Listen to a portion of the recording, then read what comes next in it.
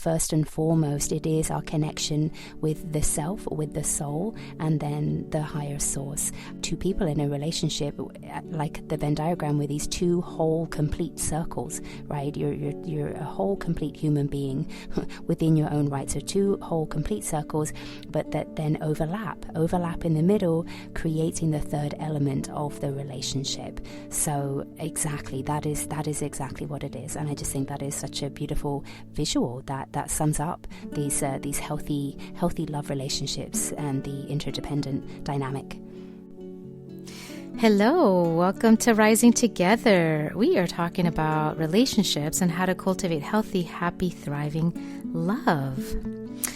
Most of us value connection with others, especially in our romantic relationships. In fact, we are wired for connection, and it allows us to create bonds and intimacy with our partner. The success of long-term relationships depends heavily on the quality of our emotional connection with each other. When we think of our ideal relationships, we often think of a wonderful, close, lifelong relationship with our most important person. How do we build that kind of relationship? That cozy, safe, long-term bond with someone who we know has our back for the long haul. A relationship that gives us the freedom to be ourselves, that supports our growth and allows us to have flexibility with each other. One of the key elements is understanding the difference between interdependence and codependence. So what is interdependence? Interdependence, or interdependency, suggests that partners recognize and value the importance of the emotional bond they share, while maintaining a solid sense of self within the relationship dynamic. An interdependent person recognizes the value of vulnerability, being able to turn to their partner in meaningful ways to create emotional intimacy. They also value a sense of self that allows them and their partner to be themselves without any need to compromise who they are or their value system. Being dependent on another person can sound scary or even unhealthy. Growing up, we're often taught an overinflated value of independence to be somewhat self-contained, with a high value placed on not needing others for emotional support. As valuable as having a sense of independence is, taken to the extreme, this can actually get in the way of us being able to connect emotionally with others in a meaningful way. Emotional intimacy with a partner can be difficult to achieve, or even scary, or not seen as necessarily valuable in a relationship for those who have an excessive and extreme sense of independence. Interdependence is not codependence. Interdependence is not the same thing as being codependent. A codependent person tends to rely heavily on others for their sense of self and well-being. There is no ability for that person to distinguish where they end and their partner begins. So there's an enmeshed sense of responsibility to another person to meet their needs, and or for their partner to meet all of their needs to feel okay about who they are. Here are some traits of a codependent relationship.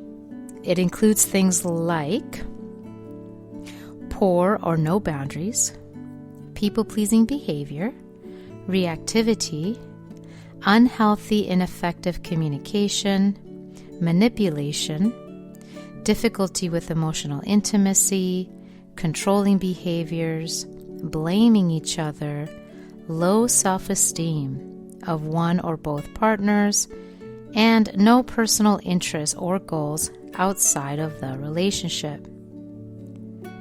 Codependent relationships are not healthy and do not allow partners room to be themselves, to grow, and to be autonomous.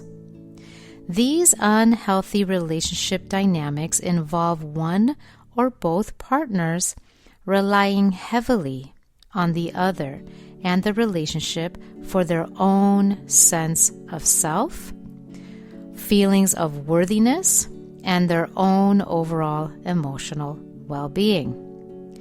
There are often feelings of guilt and shame for one or both partners when the relationship is not going well. Codependency involves someone who has lost their core sense of self, so that his or her thinking and behavior revolves around someone or something external, including a person, a substance, or an activity such as sex or gambling. This comes from Darlene Lancer. So here's why interdependence is healthy for a relationship. Interdependence involves a balance of self and others within the relationship. Recognizing that both partners are working to be present and meet each other's physical and emotional needs in appropriate and meaningful ways. Partners are not demanding of one another and do not look to their partner for feelings of worthiness or their own sense of self. Interdependency gives each partner space to maintain a strong sense of self, room to move towards each other in times of need, and the freedom to make these decisions without fear of what will happen in the relationship. So, what are some characteristics of an interdependent relationship? A healthy interdependent relationship has several features. Here are a few things to look for in a healthy relationship that is not codependent.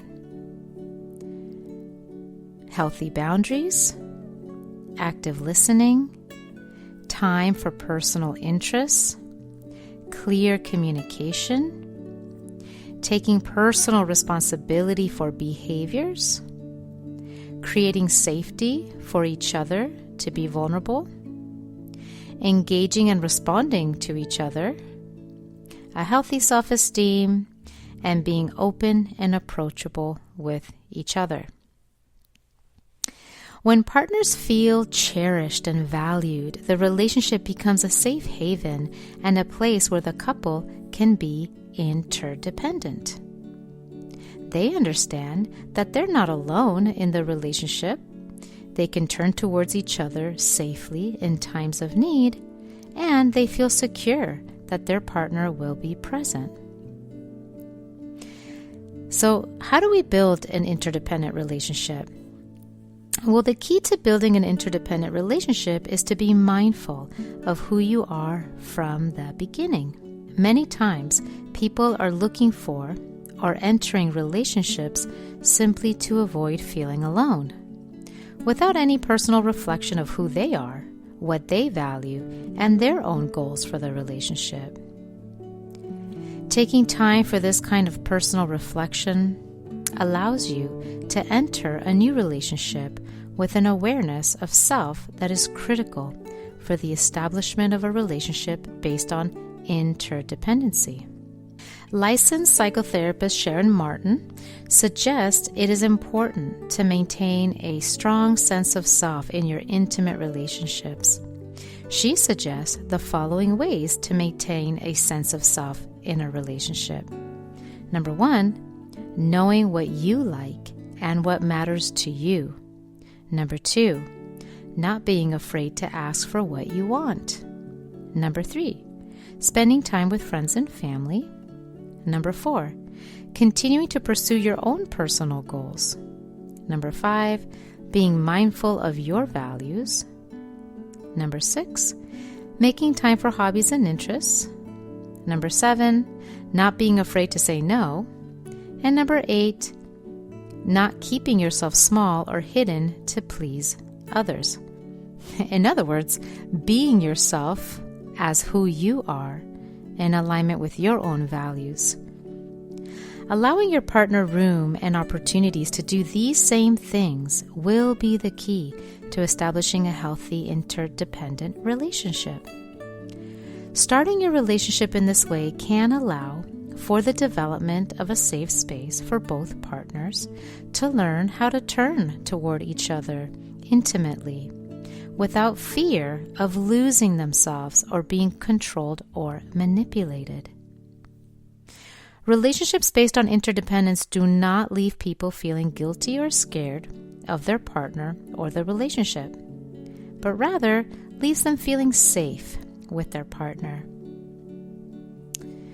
So take time to reflect on who you are and what you want in your most important relationships.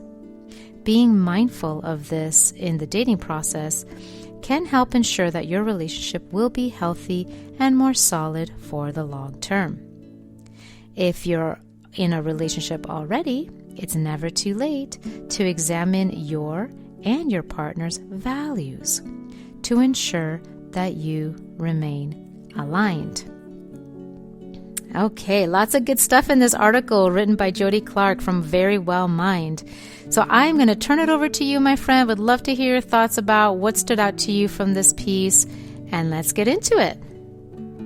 My friend, I thought this was a wonderful article. I thought the author did a great job of, defining the difference really between a healthy love, right? A healthy relationship, what an interdependent relationship looks like versus a codependent one, or even one where we are too independent, right?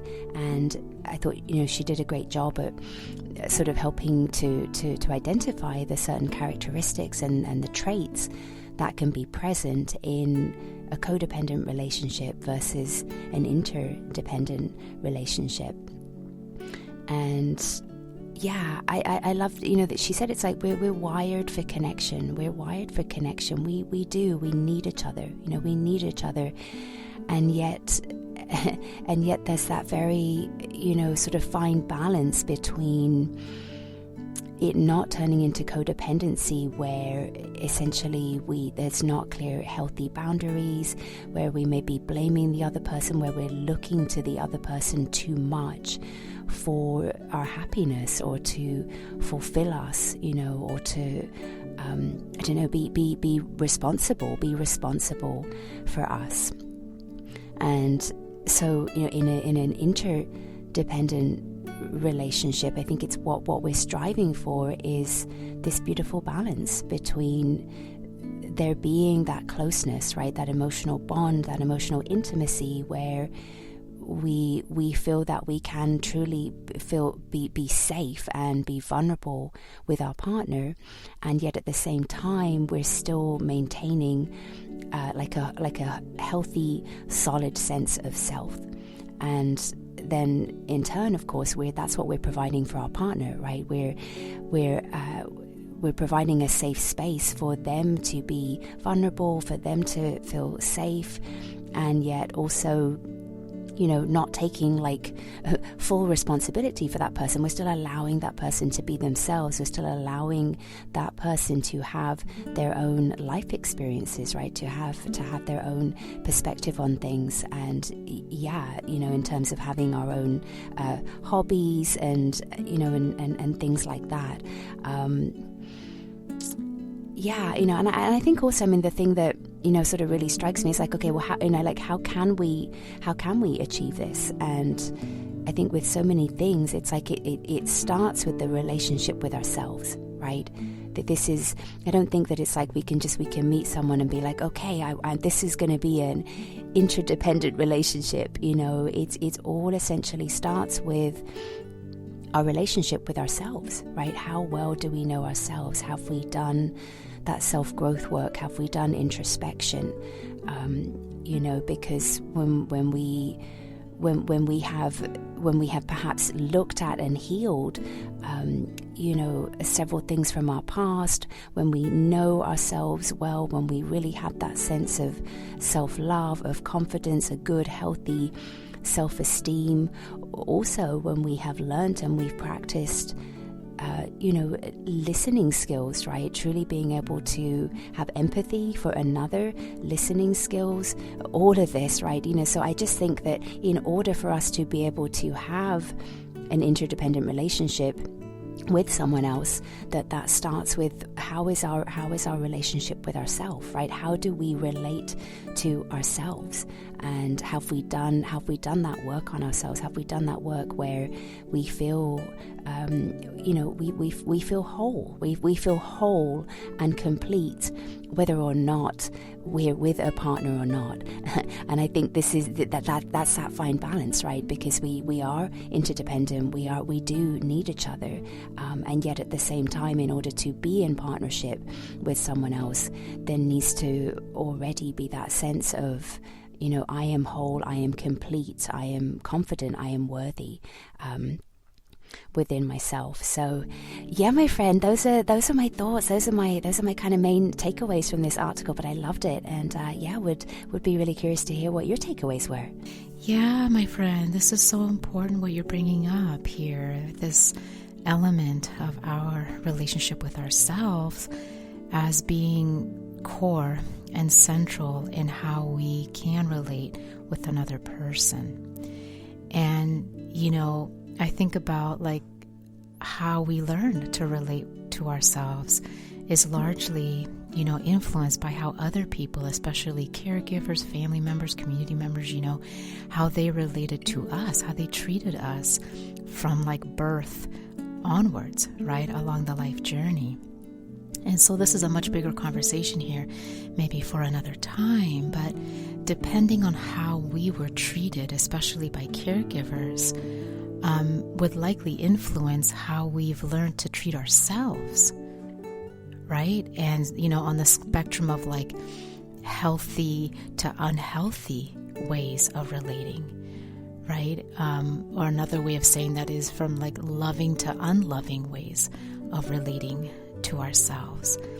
And so regardless, though, the good news is that regardless of how we were treated from like babies onward in our life journey by significant, caregivers, family members, community members, that, regardless of how we were treated early on, like we can learn how to treat ourselves and how to relate to ourselves in ways that are loving, kind, compassionate, supportive, healthy, and so we can learn to develop a healthy relationship with ourselves over time, if we need to, like that is something we can learn, and practice, right? It's a cultivation like any other relationship, right? Reconnecting and, relating to ourselves in healthy, loving, kind, supportive, compassionate ways can be a process, right? It can be a process, and we can do it, and we can learn how to develop a good, strong, solid relationship with ourselves, and that will enhance how we can relate to another person. So, that's just such an important point, my friend, that you're bringing up there. And, the other piece here that I just want to mention is, and I know for you and me, this is really central and core, is that our relationship to ourselves also it includes a deeper layer of how we are connected with and relating to our own soul and to our own source, right? Like the higher power, whatever we might call that, for some people, the word God resonates, right? Like our connection, our relationship with ourself, our soul, and our relationship with God. Or I like the language personally of like the divine, right? So my connection with myself, my soul, and the divine is like core and central to my life. And that is that is the primary relationship. First and foremost, it's that connection, that cultivation, because that's where the inner sustenance comes from. That's where the deep fulfillment comes from. And being able to have a, strong connection, and relationship with self, with soul, and with source, with higher power, with love. I mean, ultimately it's divine love, right? Another word for God is divine love, divine intelligence, the universe. And so that's the primary, fundamental, essential, core relationship that as we cultivate that connection with our inner selves and our inner source, our higher power, like that just really fortifies ourselves as individuals, right? That fortifies us, that is sustaining, it's fulfilling, and deeply enriching, right? And so we're fortified as individuals. And then we're able to be, so much more present, kind, compassionate, loving, understanding, with another person when we're able to be all of those things within ourselves, right? Connected to a higher divine love, right? So, and, the way that I see it too, that's really helpful is, I think about, like the visual of the Venn diagram, where there's two independent circles, right? Each representing two individuals, and, each individual is, responsible for their own healing, their own well-being, their own joy, their own fulfillment, their own lives.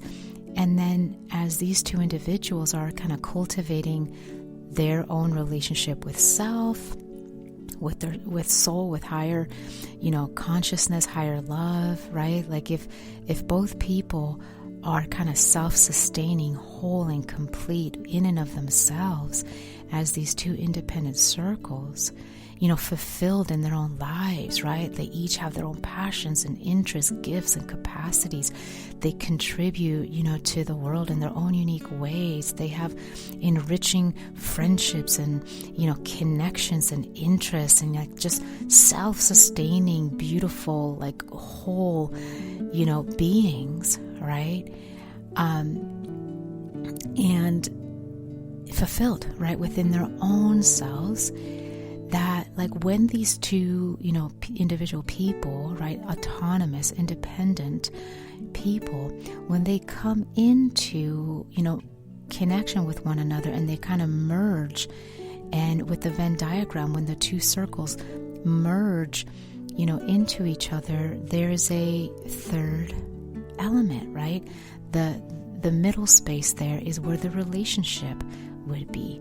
And that's where it's so nourishing, right? Because each person is fulfilled, within their own selves, and, they're tending to their own well-being, their own healing, their own growth, their own evolution, their own lives, right? And then when they come and they merge and we have the middle space, well, that's the beautiful shared space, right? That's the third element. The relationship is the shared space. And what I find so beautiful within this like shared space is the rich potential for true and deep healing and growing and evolving together, right? So there's so much potential within what I see as like a sacred, partnership when, two conscious people come into conscious partnership together in that shared space, right? Each is maintaining their own individuality, their own ways of being, and then there's this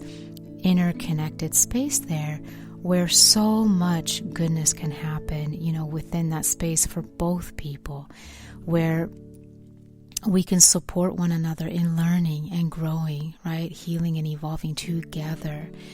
And, I'm reminded of a conversation I heard recently of somebody talking about relational trauma, which is so common in the human experience, and, she was saying that when we experience relational trauma, it could be anything from like the experience of being abandoned, abandonment, emotional neglect, for example, Like if there's like a hypercritical, caregiver that's like really harsh treatment, for example, for the child, rejection, as a child from like a parental figure or something like that. Like if whatever the relational trauma may have been for any person, what the beauty of a conscious partnership is that we can experience healing through that relationship. And so what this person was saying was that if we've experienced relational trauma, we can't heal the relational trauma on our own. Like we need another person or other people to be in relationship with to experience the opposite of what the trauma was in order to heal it. So for example, in the case of the experience of abandonment, right? Like that's very common, right? Well, how do we heal that? It would be in relationship with another person where the partner can provide the opposite experience, right? So what's the opposite of abandonment? It would be presence, right? Predictability, presence, reliability, dependability, like right there with you, right? And for example, criticism, like what would be the opposite of criticism? Well, it would be being in partnership with the other person who is able to be accepting and loving and unconditionally supportive and reflecting back, praise, right? Praising and reflecting back like your strengths or, what they love about you and how good you're doing things and what they admire about you, right? So, or neglect. Like if there's the experience of neglect, whether it's physical neglect or emotional neglect, well, what would be the opposite experience of that a partner can provide? Well, that would be like emotional, like nurturing, right? To be able to be nurturing on an emotional level would allow that person to heal from that, what they didn't experience, growing up, for example. And so, this kind of like relationship expert was talking about relational trauma and how we can only heal it in relationship with another and to experience the opposite, right? The opposite of what was missing for us, and that only another person can provide that for us. And so she was saying that like the personal development and spirituality fields have done us a disservice because we get the message over and over again that all you need is within you. All the answers are within you. Just do your inner work and then, all you need is within you. And that could be true to a certain extent. But when it comes to relational trauma, we actually need the other person. We need other people, other relationships to heal those wounds. And so that's what I think is so beautiful as well about the shared space of a conscious, loving, interdependent relationship is that we can provide, right, for the other person the very things that, they may not have received growing up, and they can provide for us the very things that we didn't receive growing up. And how beautiful is that interdependence on that level, right? That to me is like deeply fulfilling, deeply nourishing, conscious partnership, that middle space, of the relationship. It's a beautiful container of safety, of learning, of growing, and of healing and evolving together, right? Like that to me is like the ultimate. And, while maintaining our individual lives and our core sense of self, but that we do have that beautiful interconnected wholeness within that shared journey. So, I just think it's all so beautiful. So anyways, my friend, I will hand it back to you to, wrap up for us. What would you say are some of the greatest takeaways from this conversation on healthy, interdependent relationships? Oh, I loved everything you shared, my friend. So yes, key takeaways for this one. So in order to have a healthy love, an interdependent relationship, an interdependent dynamic, it starts with relationship to self, right? It starts with our relationship to ourself. And as you said, yes, this can be largely influenced by our upbringing and our experience with our caretakers or our caretaker. Absolutely. And if we've been so fortunate as to have a positive experience with a caretaker in our early childhood, baby, or in all of those years, then it's a lot easier, right? It's a lot easier for us. We're naturally going to have a better relationship with self. If we did not have such a positive experience, which I know for so many of us on the conscious path here, we've had challenging childhoods and upbringings to one degree or another, then if that's the case, then it's up to us to learn. Exactly, it's up to us to learn and to teach ourselves how to have a healthier relationship with ourselves, and it's absolutely possible to develop that. So yes, that is I would say key takeaway for an interdependent, healthy love relationship with another being, with another human being. It starts with a relationship to self. And then I also loved what you said, about also our connection to a higher source and our relationship to a higher source. This could be a whole other topic for another time. Yes, I know for you and I, my friend, this is very, very key. First and foremost, it is our connection with the self, with the soul, and then the higher source. Once that is really, I would say, solid and stable and in place, and there is good attention given to those relationships, i.e. the self, the soul, the higher source, then it's almost like a byproduct, really, that it's just a whole lot easier to have these healthy love relationships, these healthy interdependent dynamics with another. Healthy love relationships, these healthy interdependent dynamics with another.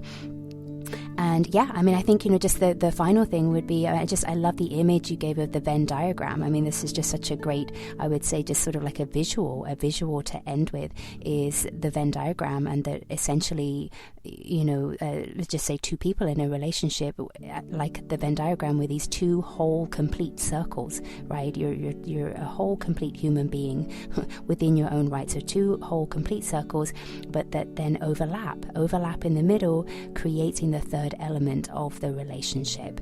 So exactly, that is exactly what it is. And I just think that is such a beautiful visual that sums up these healthy love relationships and the interdependent dynamic.